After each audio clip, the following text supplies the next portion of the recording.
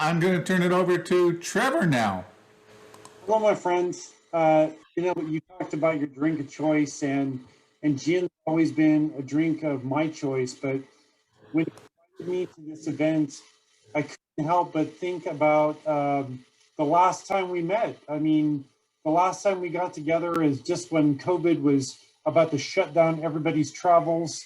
That's where I last saw Michele as well, and we ended up having to fly home that day.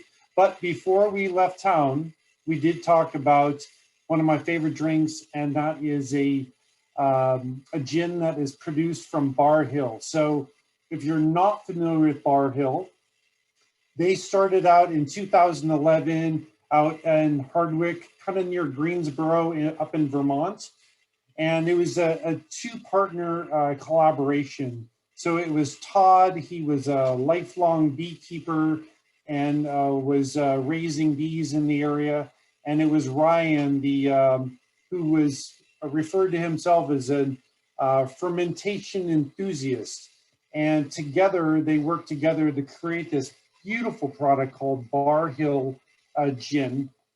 It was named after the Barr Hill Nature Preserve in the area.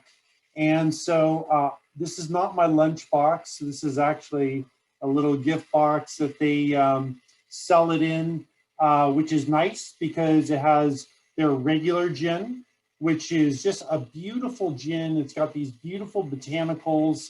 And I love the fact that each bottle that they produce has a little bit of Todd's honey in that gin.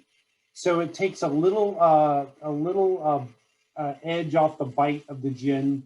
And but then they wanted to kick it up a notch. So they decided to take this award-winning gin, which had already, like in some of their first years, they were still producing it in just a small little 15-gallon copper still. They sent some of this into a Hong Kong and a New York spirit competition, and they walked home with a double gold and the best gin of the year award. So how can you beat that? But they did, in my book, is what they did was they decided, hey, we got to do something different with our gin. So in addition to their Barr Hill, they made this one called Tomcat. And this is the one that I'm going to turn the label around. This is the one that I found when I was down in the San Antonio area. And I was talking to the bartender and telling him how much I like gin. And he said, if you like gin, then you got to try this one. So they take their award-winning Barr Hill gin and they age it for 6 months in American oak barrels, and it's a bourbon barrel age casks. And I love the fact that they dip all the tops of the bottle in the beeswax honey. So when I got this call for this, I immediately thought of the cocktail first, and I'll get to the cheese in a minute here. So I'm just going to make a really simple a gin old fashioned, right? So I'm going to start with 2 ounces of the gin, the Tomcat gin. I don't need to put this in a mixer, and I'll show you in a minute why. I'm going to go with a 1/4 ounce of simple syrup, and I made mine because it's so much fun. Speaking of Michele Haram's drink, I made my own orgeat, which is very fun as well. I'm going to go with just 2 shakes of, I love this one because it's an orange bitters that's already made up. So just a couple shakes in there. And then a little lemon twist, which I'm going to rub on the edge of the glass because I love that. And the reason why I'm not going to mix it is because I got the fancy glass that comes with the round ice maker so that I can twirl it around in my drink, and mix it up at the same time. So this has those honey notes in there. It has like almost like a watered down bourbon flavor to it. And it's just a beautiful, beautiful drink. Now, what cheese to go with it?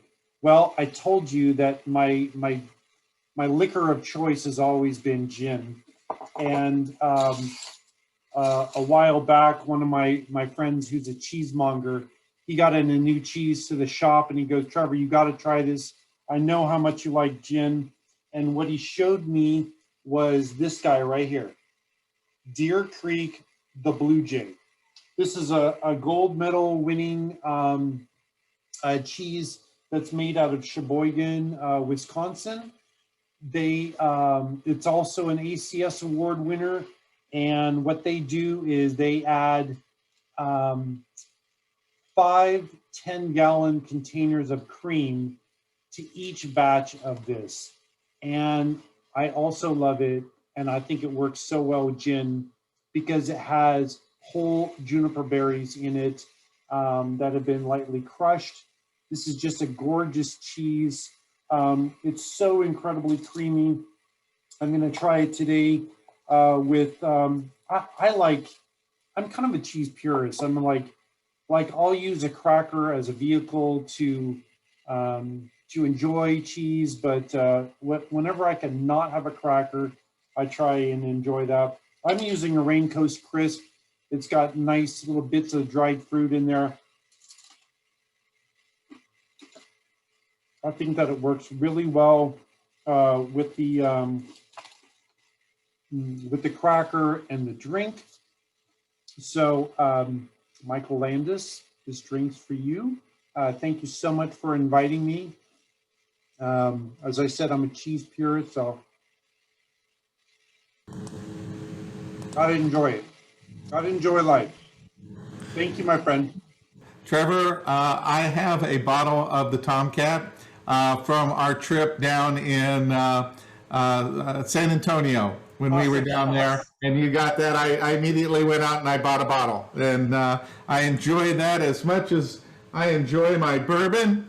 So I want to say to everybody, cheers and thank you. Happy American Cheese Month, and I hope to see you and have a cocktail with you in the near future.